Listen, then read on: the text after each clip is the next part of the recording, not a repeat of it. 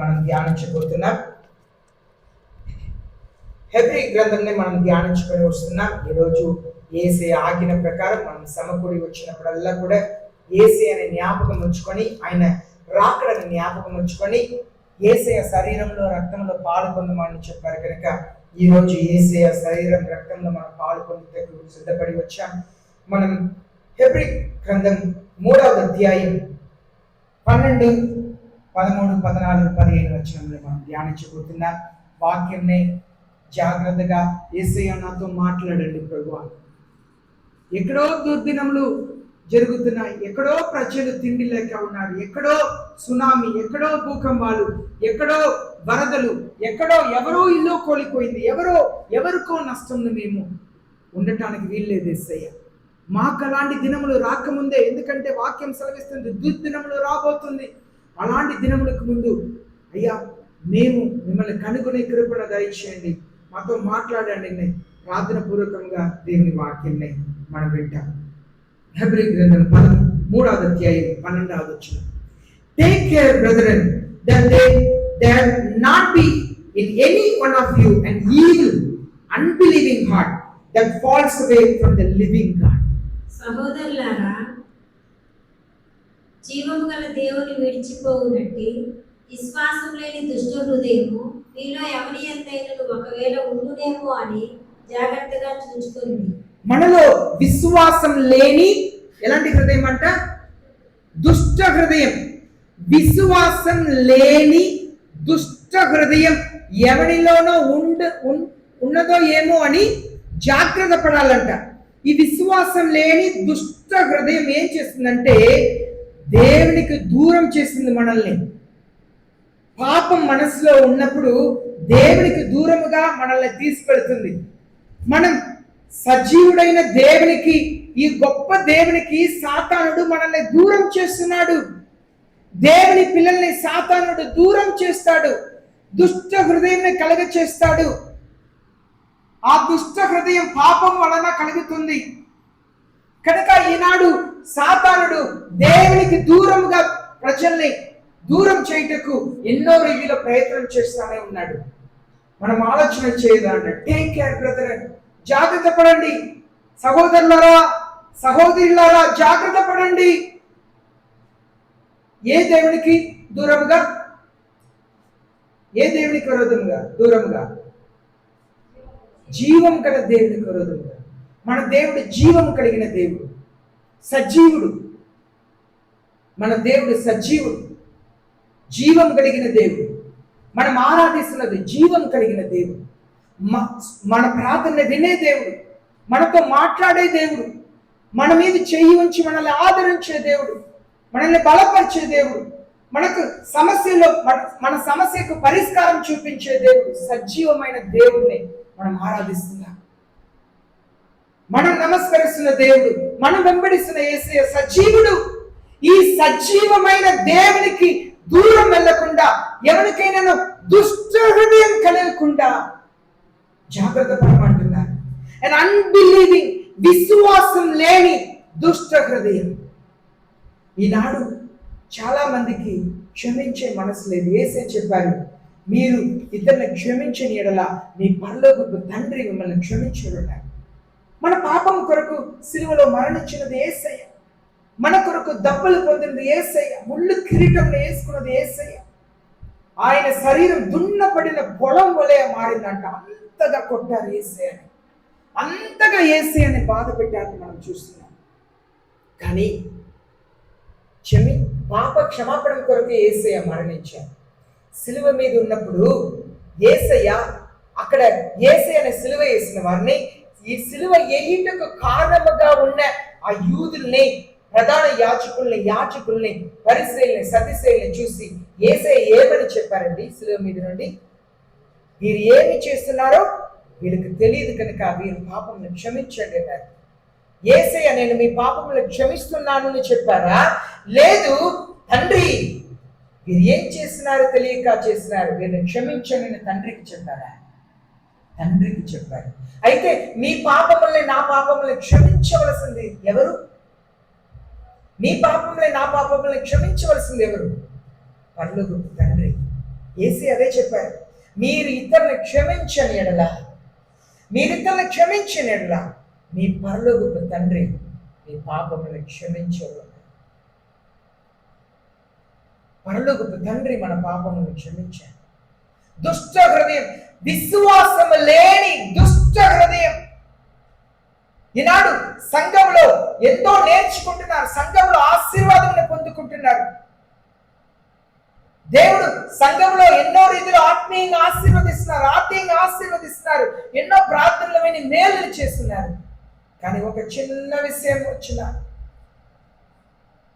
దేవుని మీద, సేవకుల మీద బాధపడి సంఘంలో విడిచి వెళ్ళిపోతున్నారు. వెళ్ళిపోయిన వారు మౌనంగా ఉండకుండా సంఘముని పాడు చేస్తున్నారు. అది తప్పు. ఎందుకంటే విశ్వాసం లేని దుష్ట హృదయం మనకు ఉండకూడదు. మనం ఎప్పుడు కూడా యేసేని అడగాలి, పరిశుద్ధాత్మ దేవా నాతో మాట్లాడండి, నన్ను బాగు చేయండి, మీలా నన్ను మార్చండి. నేను కూర్చున్నా మీలా ఉండాలి, నేను నిలిచున్నా మీలా ఉండాలి, నేను మాట్లాడినా మీలా ఉండాలి. మనం బలహీనమైన వారమండి, మనం అందరూ కూడా బలహీనమైన వారు. మనం కొన్నిసారి ఆశపడుతున్నాం కానీ మనం జీవించలేకపోతున్నాం. మనం యథార్థంగా యేసే దగ్గర ఉన్నది ఉన్న పాటలో ఒప్పుకోవాలి. అయ్యా నేను బలహీనుడిని, నేను మంచిగా ఉండాలని ఆశపడుతున్నాను, ఉండలేకపోతున్నాను. నా నోరుని, నా నాలుకని జాగ్రత్తగా కాపాడుకోవాలని ఆశపడుతున్నాను, ఉండలేకపోతున్నాను. నాకు సహాయం చేయండి అయ్యా. దుష్ట హృదయం కలగకుండా నన్ను కాపాడండి ప్రభు. నాకు మంచి హృదయం దయచేయండి, నాకు పరిశుద్ధమైన హృదయం దయచేయండి, ప్రేమ కలిగిన హృదయం దయచేయండి ప్రభు. ప్రేమ కలిగిన హృదయం దయచేయండి, క్షమించే హృదయం దయచేయండి. క్షమించే మనసు ఉండాలి, క్షమాపణ అడిగే మనసు ఉండాలి. నా పిల్లల్ని నేను వాళ్ళు తప్పు చేశారని చెప్పి వాళ్ళని కఠినంగా మాట్లాడినా కూడా నా పిల్లల్ని కూడా నేను క్షమాపణ అడుగుతాను. నా పిల్లల దగ్గర కూడా నా కొరకు ప్రార్థన చేస్తావా అని అడుగుతాను. ఒక్కొక్కసారి ఫోన్ చేసి నువ్వు ప్రార్థన చేయి నా కొరకు, నా పిల్లల చేత కూడా ప్రార్థన చేయించుకున్నాను.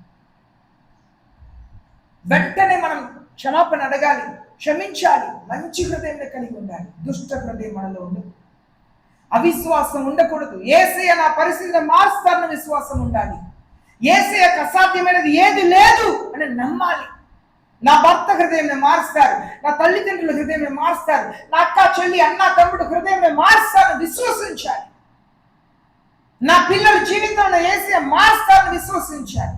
కొన్నిసారి మన ఇంట్లో ఉన్నవారు జీవితంలో చూస్తే, పరిస్థితులు చూస్తే మనకు నమ్మకం రాదు. నా బిడ్డ మారుతాడా, నా భర్త మారుతాడా, మా అక్క చెల్లి అన్న తమ్ముడు మారుతారా? కొన్నిసారి మన మీద ప్రజలు నింద వేస్తారు, పనిచేసే చోట్ల అవమానం చేస్తారు, బాధ పెడతారు. మనం నమ్మిన వాళ్ళు మనకు విరోధముగా మాట్లాడతారు, మనల్ని దుఃఖపరుస్తారు. యేసయ్య మార్చగలుగుతారు. అదే విశ్వాసం. విశ్వసించాలి, దేవునికి అసాధ్యమైనది లేదు, విశ్వసించాలి. విశ్వాసం లేని దుష్ట హృదయం కలగకుండా. విశ్వాసం రాకపోతే ఎలా అయింది తెలుసా? దేవుడు నన్ను ప్రేమిస్తున్నారు, దేవుడు నన్ను క్షమిస్తారు విశ్వాసం లేకపోతే మనం ఇంకా చెడ్డవాళ్ళు అయిపోతాం. మనం విశ్వసించాలి. నా పరిస్థితిని యేసయ్య మారుస్తాడు, నన్ను బాగు చేస్తాడు, మాకు సంతోషమైన దినములు వస్తాయి, పరిచయం యేసయ్య ఆశీర్వదిస్తాడు, కుటుంబంలో కార్యంలో చేస్తాడు. మన దేవుడు ఎవరిని కూడా బలవంతం చేయలేడు. మన దేవుడు ఎవరిని కూడా బలవంతం చేయదు. యూదా ఇస్కారియోతు కాళ్ళని యేసయ్య కడిగారు.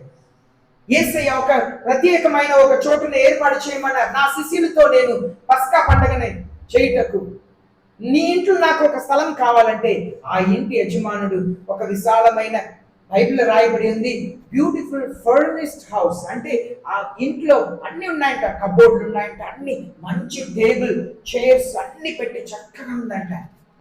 ఆ స్థలంలో ఏర్పాటు చేస్తారంట. యేసయ్య రాకముందు శిష్యులందరూ కూడా అక్కడ వెళ్ళి కూర్చున్నారు.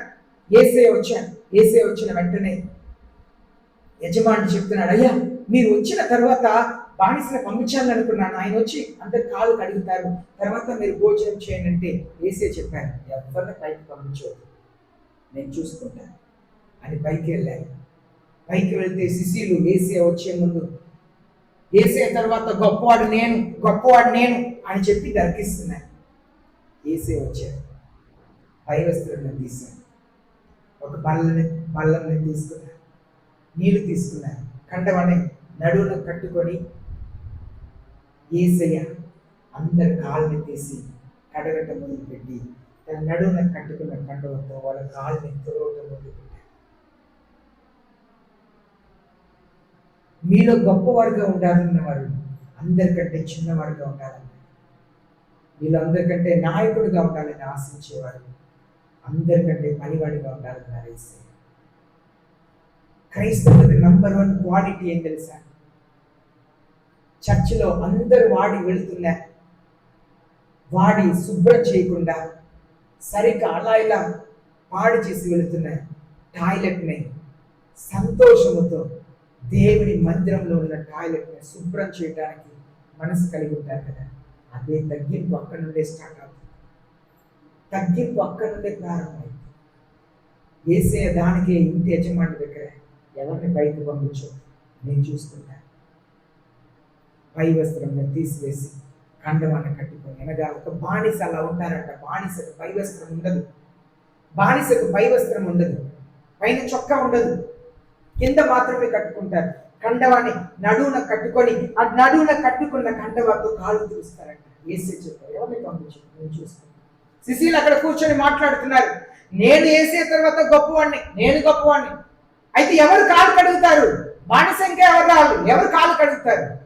యేసే వచ్చారు, నేను కడుగుతాను, నేను కడుగుతాను. మీ బాధలంతా ఎవరు గొప్పవాళ్ళే కదా, మీరందరూ గొప్పవాళ్ళు. మీ అందరిలో ఈ 12 మందిలో చిన్నవాడిని నేనే, నేను కడుగుతాను. నిజమైన క్రైస్తవ జీవితం మనల్ని విశ్వాసంలోను మంచి మనసులో నడిపిస్తుంది. దుష్ట హృదయం ఎప్పుడు వస్తుంది? నేను గొప్పవాడిని అనే మనసు వచ్చింది. విశ్వాసం లేకపోవటం వల్ల యేసయ్య మనల్ని ప్రేమిస్తున్నాడు. యేసయ్య మనల్ని ప్రేమిస్తుంది. ఒకరోజు నేను వెళ్ళాను ఒక సహోదరి ఇంటికి. అప్పుడు ఆ సహోదరి లేదు. ఆ రోజు నేను ఎందుకు తెలిసాను? స్నానం చేశాను, చేతులు బయట పెట్టుకున్నాను. వాళ్ళు చర్చికి రావట్లేదు. అమ్మా, ఒక సేవకునిగా నేను మిమ్మల్ని బాధ పెట్టి ఉన్నట్లయితే అది పరిశుద్ధ ఆత్మదేవుడు నాతో మాట్లాడారని మీరు గ్రహించకుండా సేవకుడిగా నేను బాధ పెట్టానని మీరు అనుకుంటే ఈ కాలు ముట్టుకొని క్షమాపణ అడుగుతాను. వెళ్ళాను, వాళ్ళ కుమారుడు ఉన్నాడు, నేను తిరిగి వచ్చేసాను. మరలా 2వ పర్యాయం వెళ్ళి చెప్పాను. కారణం ఏం తెలుసాను? మనకు నిజంగా దేవుని ఎదుట కావాల్సిన తగ్గింపు. నేను నా జీవితంలో ఎప్పుడు అదే చేస్తాను. నేను ఎవరైనా బాధ పెడితే ఎంతైనా క్షమాపణ అడగడానికి నేను ఆలోచన చేయను. అవసరమైతే వాళ్ళ కాళ్ళ మీద పడినా క్షమాపణ అడగాలి. ఎందుకంటే యేసే చెప్పారు, మనం తగ్గించుకుంటేనే పరలోక రాజ్యంలో గొప్పవాళ్ళు కాబట్టి. యేసయ్య దేవుడు, కానీ ఆయన అప్పగించబోయేవాడు 30 వెండి నాణేయాలు తీసుకున్నాడు అని తెలిసినా కూడా ఆయన కాళ్ళని కూడా కడగాలి. నేను గొప్ప సేవకుడిని, నేను గొప్పవాడిని చెప్పలేదు. యేసు ఏం చెప్పాలి? మీరు నన్ను యజమానులను పిలుస్తున్నారు, నన్ను నాయకుడిని పిలుస్తున్నారు. నేనే మీ కాళ్ళని కడిగినట్లయితే మీరు కూడా నేను చేసినట్లుగా చేయండి అన్నారు యేసు. నేను నేర్చుకున్నదే తెలుసు. నేను ఒక సేవకునిగా దేవుడు నన్ను పిలిచి నేను ఎవరినైనా గాయపరిస్తే, ఒకవేళ పరిశుద్ధ ఆత్మ దేవుని స్వరంని వినక పరిశుద్ధ ఆత్మ దేవుడు నాతో మాట్లాడారని గ్రహించక సేవకుడు నన్ను మాట్లాడారు, గాయపరిచారని అనుకొని వాళ్ళు ఒకవేళ దేవునికి దూరం ఉన్నారు, వాళ్ళని క్షమాపణ అడిగారు. ఒక విషయం నాకు తెలియని విషయం, అది నాకు సంబంధమే లేదు. ఒకరు అలాగ మాట్లాడి ఉన్నారు, వాళ్ళ సంఘంలో మానుకున్నారు. నేను వాళ్ళ భర్తకు ఫోన్ చేసి 3 సార్లు క్షమాపణ అడిగాను. నేను వాళ్ళ కొరకు క్షమాపణ అడిగాను. నాకు ఏం జరిగిందనే తెలియదు, ఏం మాట్లాడారు, ఏం జరిగిందనే తెలియదు. నేను వాళ్ళ కొరకు క్షమాపణ అడుగుతున్నాను. క్రైస్తవ జీవితం తగ్గింపులో ప్రారంభం. తగ్గించుకుంటేనే మనం హెచ్చించబడతాం. మనం తగ్గించుకుంటేనే హెచ్చించబడతాం. దేవుని పిల్లలు ఇతరులను క్షమించాలి. విశ్వాసం లేని దుష్ట హృదయం కలగకుండా కాపాడుకోవాలి. యెరెమీయా రాసిన 17వ అధ్యాయం 9వ వచనం చదువుతాం. యెరెమీయా రాసిన 17వ అధ్యాయం 9వ వచనం చదువుతాం. The heart is more deceitful than all else and is desperately sick, who can understand it? The Lord search the heart and test the mind, even to give each man according to his ways, according to the results of his deeds. చదువుతా. హృదయం అన్నిటికంటే మోసకరమైనది, అది ఘోరమైన వ్యాధి కలది. దాన్ని గ్రహింపగల వాడెవడు? ఒకని ప్రవర్తనను బట్టి వాని క్రియల ఫలము చొప్పున ప్రతికారం చేయుటకు యెహోవా అను నేను హృదయంలో పరిశోధించువాడను, అంతరింద్రియములను పరీక్షించువాడను. చూడండి, దేవుడు ఈ మాటనే చెప్తున్నారు, మనుషులు కాదు. యెరెమీయా ప్రవక్త కాదు ఈ మాటలు చెప్తున్నది, దేవుడు చెప్తున్నారు. యెరెమీయా ప్రవక్త కాదు, దేవుడు స్వయంగా చెప్తున్నారు. హృదయం ఎలాంటిదంట? హృదయం మోసకరమైనది. మనల్ని ఎవరో మోసం చేయ అవసరం లేదండి, మన హృదయమే మనల్ని మోసం చేస్తుంది. ఎవరో మోసం చేయ అవసరం లేదు, మన హృదయమే మనల్ని మోసం చేస్తుంది. తర్వాత హృదయం ఎలాంటిది? ఘోరమైన వ్యాధి కలిగినది. హృదయం ఎలాంటిదండి? ఘోరమైన వ్యాధి అంటే ఏంటి? మందు లేని రోగం. ఈ రోగములకు మందే లేదు. ఇప్పుడు చెప్తారు కదా, షుగర్ ఉంది, డయాబెటీస్ కి ఆ మందు జీవితాన చనిపోయేదాకా తీసుకుంటా ఉండాలి, కానీ అది నిరంతరంగా స్వస్థత లేదు అంటారు. అది బాగా అవదు, చనిపోయేదాకా టాబ్లెట్ తీసుకునే ఉండాలి.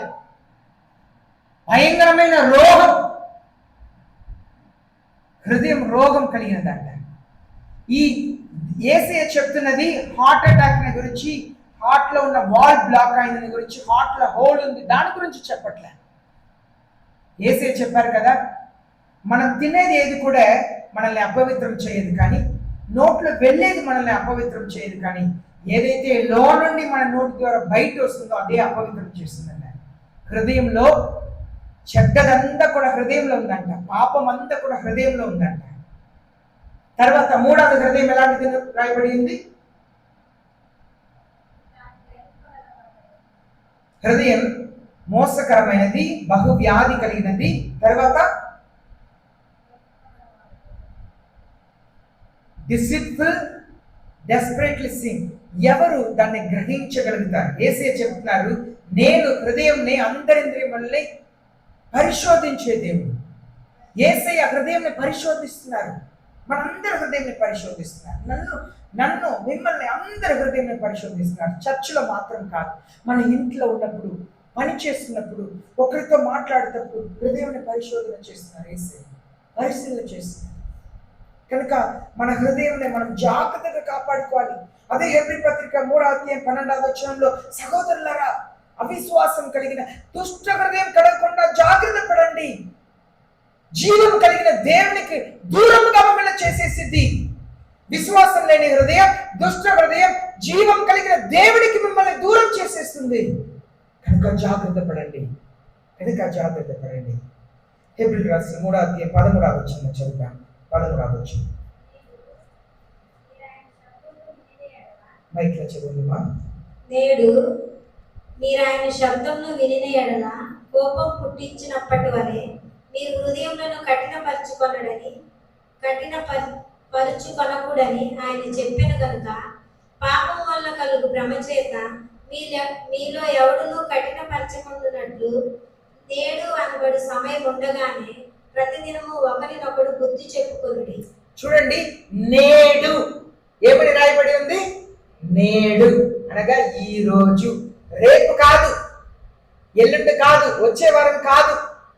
ఈ రోజు మనం మారు మనసుకుందాం. ఈ రోజు మన జీవితం యేసయ్యకి ఇవ్వాలి. ఇంకా ఒక్కసారి కాదు, ఈ రోజు, నేడు. ఎందుకు? ఎవరి హృదయం కూడా కఠినపరచకుండా.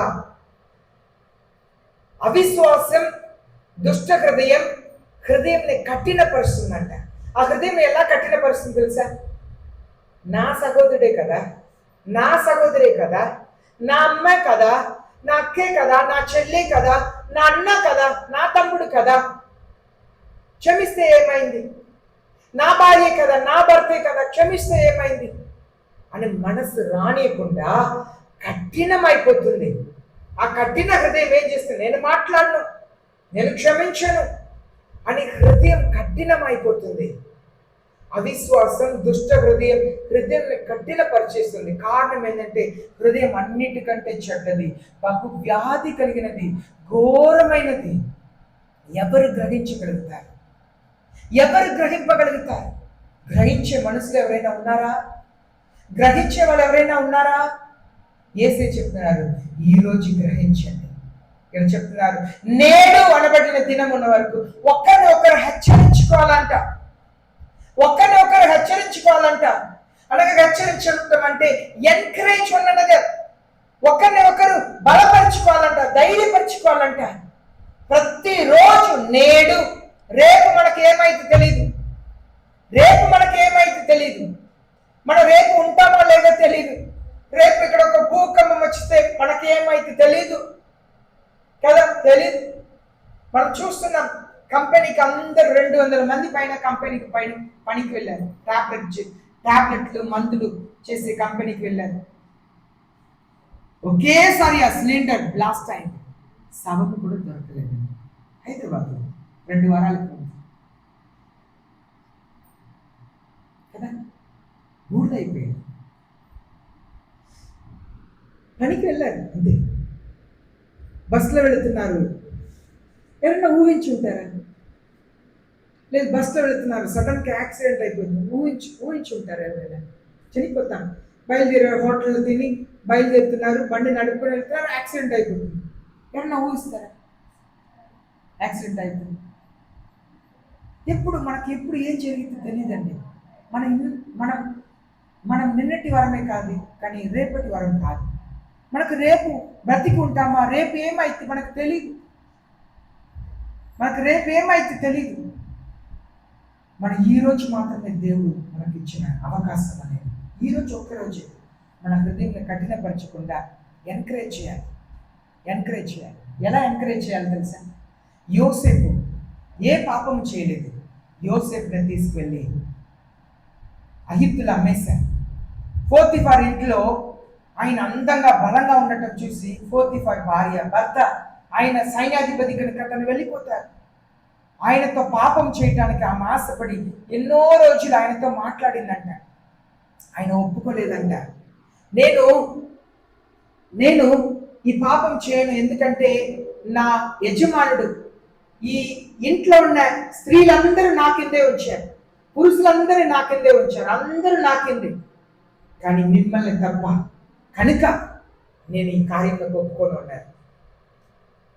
కానీ యోసేపు మీద అపాండమైన నింద వేసి శిరచాల్లో వేసేసాను. ఆ శిరచాల్లో ఉన్నప్పుడు కొంతకాలం తర్వాత రాజుగారి ఉంగరం కనపడకుండా పోయింది. ఐగుప్తు దేశ ఫరో ఉంగరం కనపడకుండా పోయింది. ఎవరు ఉంగరం తీసి ఉంటారు అని చెప్పి ఆలోచన చేస్తే ఇద్దరికే తీసే అవకాశం ఉంది. ఒకటి, రాజుగారికి భోజనంని వడ్డిస్తున్న వ్యక్తి, భోజనంని సిద్ధపరిచే ఒక వ్యక్తి, ఇంకా ఒక వ్యక్తి రాజుగారికి ద్రాక్షరసం అందించే వ్యక్తి అని ముగింపుకు వచ్చారు. వాళ్ళిద్దరిని అడిగితే నేను కాదు అని చెప్తున్నారు. వెంటనే వాళ్ళని శిరచాలకు పంపించారు. వాళ్ళిద్దరు కూడా శిరచాలలో ఉన్నారు. చాలా దుఃఖముతో బాధతో ఉన్నారు. యోసేపు మరో రోజు వాళ్ళిద్దరిని చూశారు. యోసేపు నాకేంటిలే అని చెప్పి అనుకోలేదండి. యోసేపు ఏం చేశారు తెలుసా? వాళ్ళని వెళ్ళి అడిగారు, మీ ముఖం ఎందుకు చిన్నగా ఉన్నది? ఏమైంది మీకు? మీ సమస్య ఏంటి?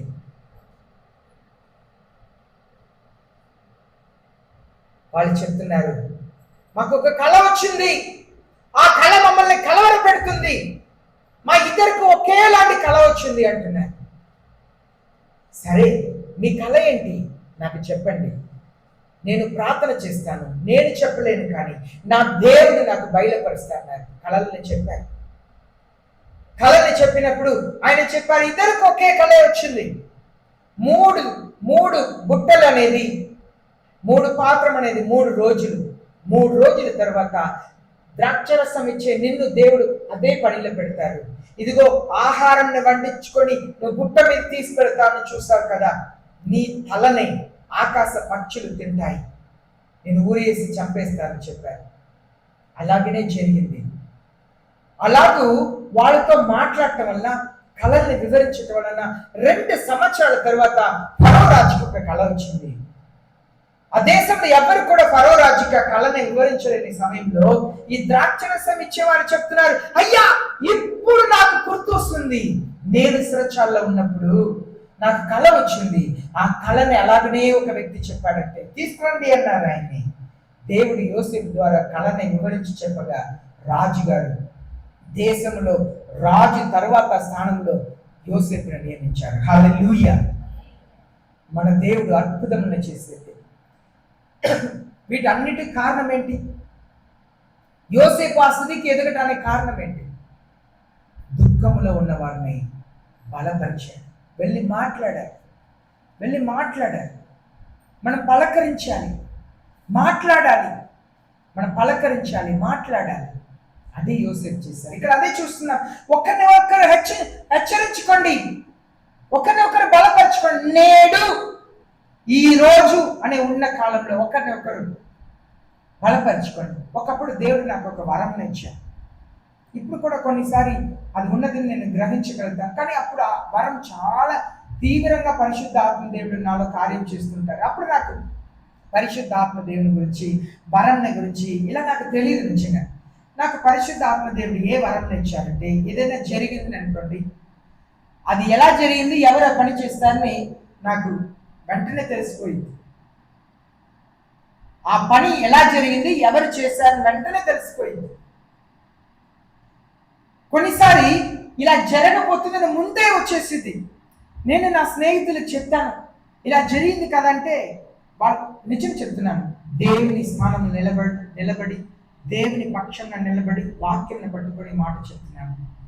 నన్ను ఎక్కడ వేశారు తెలుసా? మెంటల్ హాస్పిటల్లో వేశారు. ఎందుకు తెలుసా? నా స్నేహితులకు నేను చెప్తాను, నా కాలేజ్ ఫస్ట్ ఇయర్ సమయంలో జరిగినది. ఇలా ఆ చోట్ల ఇలా జరిగింది, వీళ్ళు చేశారంటే వాళ్ళు నేను చెప్పే మాటలంతా విని వాళ్ళు ఏమనుకున్నారంటే వీళ్ళకి మెంటల్ ప్రాబ్లం ఉంది అని అనుకున్నారు. తరువాత నేను ఏదైతే చెప్పానో అదే చోట్లో అదే కార్యం అదే మనుషుల చేత జరిగింది. అప్పుడు దేవుని స్థానం నా ఘనత కొరకు చెప్పట్లేదు, దేవునికే మహిమ కలుగునుగాక. పాస్టర్స్ పిల్లలతో సగా బైబిల్ కాలేజీలో నా దగ్గర వచ్చి ప్రార్థన చేసుకుని వెళ్తారు. నిజం, దేవుని స్థానం నిలబడి చెప్తున్నాను వాక్యం. నువ్వు ప్రార్థన చేయకపోతే మేము చచ్చిపోతామని చెప్పి ప్రార్థన చేసుకుని వెళ్తాం. నిజం. అలా ఒక దినం ఒక సంభవం జరిగింది. దేవుడు నాకు అలా చూపించాడు, దాన్ని చేసిన వ్యక్తి పలానా వ్యక్తి, నువ్వు వెళ్ళి మాట్లాడని చెప్పి. నేను మాట్లాడలే. ఒక దినం సాయంత్రం ఆయన గదికి వెళ్ళి మాట్లాడని చెప్పాను, నేను మాట్లాడలే. ఆయన ఏం చేశారంటే ఒక బ్లేడ్ ఏదో తీసుకొని ఆ లీడర్, కాలేజీలో ఉన్న అందరు లీడర్, ఆయన స్ట్రిక్ట్గా ఉంటారు. ఆయన లోన వేసుకున్న బ్రీఫ్ నుండి, బనీన్ నుండి, ప్యాంటు, షర్ట్ ఏదేది వస్తున్నారో ముక్కలుగా కోసి అక్కడ పెట్టేశారు. మా కాలేజీలో సీరియస్గా తీసుకున్నారు. ఎందుకంటే అంత కోపంతో ముక్కలుగా బట్టలని కోసేవాడు. మనుషుల్ని కూడా కోసి అంత దురాత్మ పట్టదా అని చెప్పి జరిగింది. దేవుడు నాకు చెప్పారు, ఫలానా వ్యక్తి చేశారు, ఎవరికి తెలియదు. ఒకరోజు మేము సాయంత్రం పూట చర్చిలో ఉన్నాం. చర్చ్ డోర్ని లాక్ చేసేసాను. కాలేజీలో లాక్ చేసేసి ఒక్కొక్కరిగా మేము పేరు చదువుతాం, ఐదుగురుగా మీరు వెళ్ళాలి. ఒక్కొక్క రూమ్ లో ముగ్గురు స్టాఫ్స్ ఉన్నారు, లెక్చరర్స్ ఉన్నారు. వాళ్ళ ఎదుట కూర్చోవాలి, వాళ్ళు మాట్లాడి ఎవరు ఈ పని చేస్తారని కనిపెట్టాలి అని పెట్టారు. అన్నిట్లో నా పేరే ఫస్ట్ ఉంటుంది. ఏ బల్ కదా, ఏబిఈ స్టార్ట్ చేస్తే అన్నిట్లో ఫస్ట్ పేరు ఉంటుంది. నా పేరు చదివారు. నేను చెప్పాను, నేనేం చేయలేదు, నాకు తెలియదు అన్నాను. లేదు ఫస్ట్ అక్కడ వెళ్ళండి. నేను అప్పుడు బాధపడ్డాను.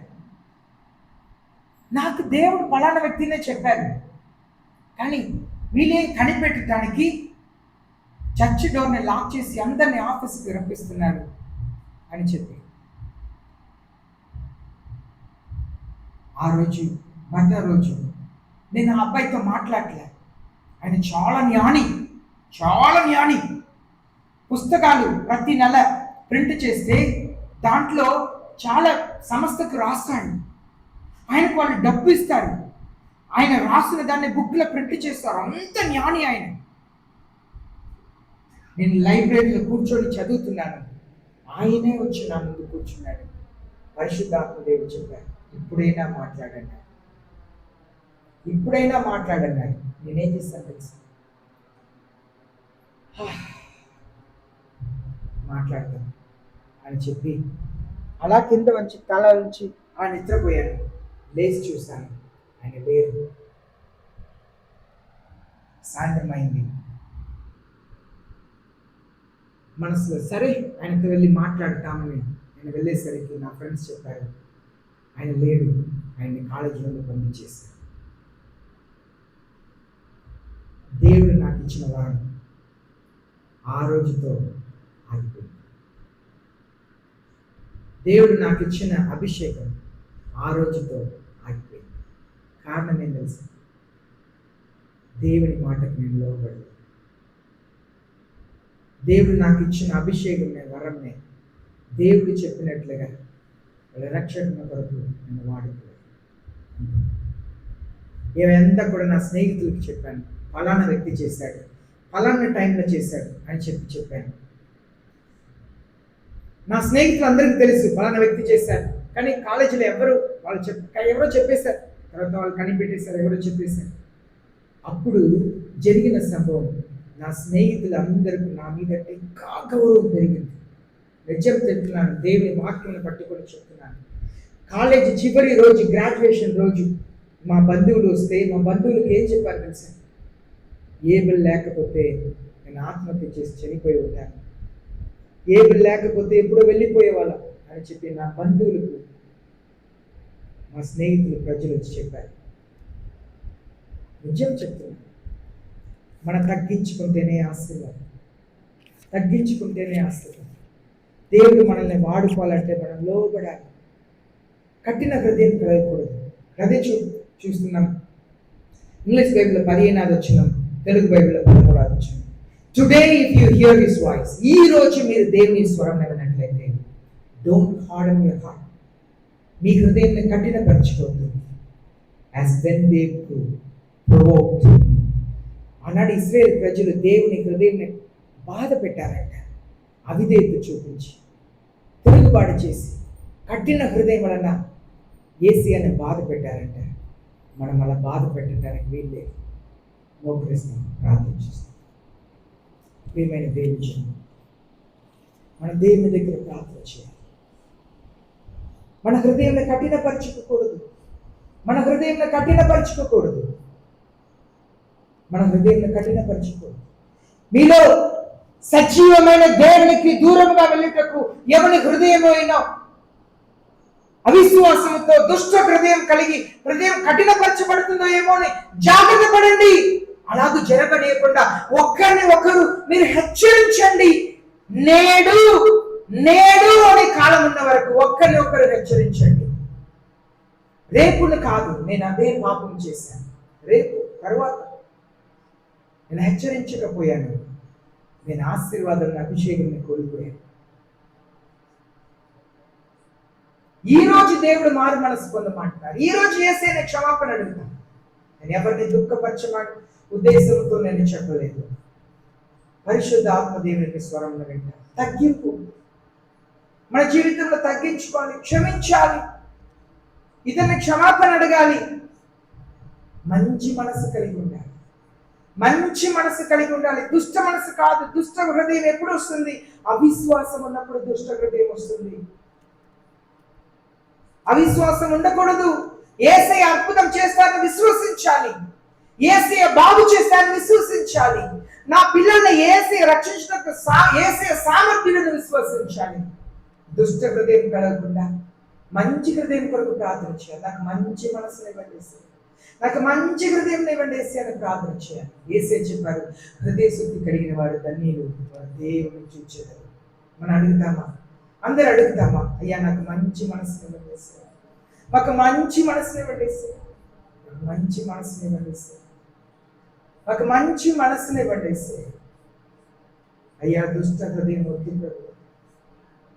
నన్ను పరిశుద్ధపరచు. క్షమించే దేవుడు యేసయ్య.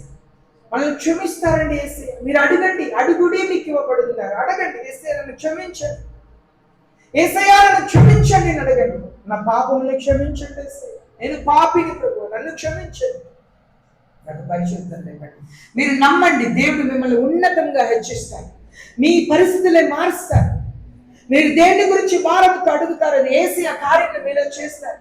మీకు మంచి భవిష్యత్తును ఇస్తారండి. ఊహించలేని కార్యం మీ పిల్లల జీవితంలో చేస్తారు. మీ సమస్యలు యేసయ్య పరిష్కరిస్తారండి. మీకున్న వ్యాధి నుండి, బాధ నుండి యేసయ్య అద్భుతం చేస్తారండి. నమ్మండి, నమ్మండి, విశ్వాసంతో అడగండి. సంగమా, విశ్వాసంతో అడగండి. యేసయ్యను అడగండి. అడిగిన వాళ్ళకే ఇవ్వబడుతున్నారు. అడుగుతాను, యేసయ్యను అడుగుతాను. ప్రార్థన చేయండి. నా పిల్లల్ని మార్చండి ప్రభువా, నా భర్తని మార్చండి ప్రభువా. అయ్యా నన్ను ఆశీర్వదించండి. నా జీవితంలో నాకున్న శాపముల్ని ఆశీర్వాదంగా మార్చండి యేసయ్య. నా శాపముని ఆశీర్వాదంగా మార్చండి యేసయ్య. నా దుఃఖముని సంతోషముగా మార్చండి యేసయ్య. నా దుఃఖముని సంతోషముగా మార్చండి యేసయ్య. నా శాపముని ఆశీర్వాదంగా మార్చండి. నా బలహీనతని బలముతో మార్చండి యేసయ్య. నా బలహీనతలకు బదులుగా బలమును ఇవ్వండి ప్రభువా. నా జ్ఞానమునకు బదులుగా జ్ఞానం ఇవ్వండి యేసయ్య. నా జ్ఞానమునకు బదులుగా జ్ఞానం ఇవ్వండి యేసయ్య. అడుగుదాం, యేసయ్యను అడుగుదాం. నా అప్పులంతా తీర్చి సమృద్ధి కలిగిన వాడుగా నన్ను చేయండి ప్రభువా. నా అప్పులంతా తీర్చి ధనవంతుడిగా చేయండి అయ్యా. నన్ను నా పాపపు జీవితం నుండి పరిశుద్ధమైన జీవితంలోకి నన్ను మార్చండి యేసయ్య. నన్ను పరిశుద్ధుడుగా మార్చండి. నన్ను పరిశుద్ధురాలుగా మార్చండి ప్రభువా. అయ్యా శాపకరమైన, బాధకరమైన మాటలు మాట్లాడకుండా ఆశీర్వాదకరమైన మాట మాట్లాడటకు సహాయం చేయండి. నా మాటలు ఆశీర్వాదకరంగా ఉండాలి ప్రభువా. నా మాటలు ఆశీర్వాదకరంగా ఉండాలి ప్రభువా. ప్రార్థన చేయండి, ప్రార్థన చేయండి. నాకు ఆశీర్వాదకరమైన మాటలు ఇవ్వండి. చెడ్డ మాటలు వద్దు ప్రభువా. అనుమాన మాటలు వద్దు ప్రభువా. దూషణమైన మాటలు వద్దు ప్రభువా. ఆశీర్వాదకరమైన మాటలు, గాయములు కట్టే మాటలు, మంచి మాటలు నేను మాట్లాడేటట్టుగా నన్ను మార్చండి ప్రభువా. మంచి హృదయం నాకు దయచేయండి ప్రభు. అడుగుతాం, అందరు కూడా ప్రార్థన చేస్తాం. ఇంకా కొందరు మౌనంగా ఉన్నారు. ఎలా ఉండబుద్ధి అయిపోయింది? దేవుని సన్నిధిలో మీరు ఎలా మౌనంగా ఉండగలుగుతున్నారండి? ఎలా మౌనంగా ఉండగలుగుతున్నారు?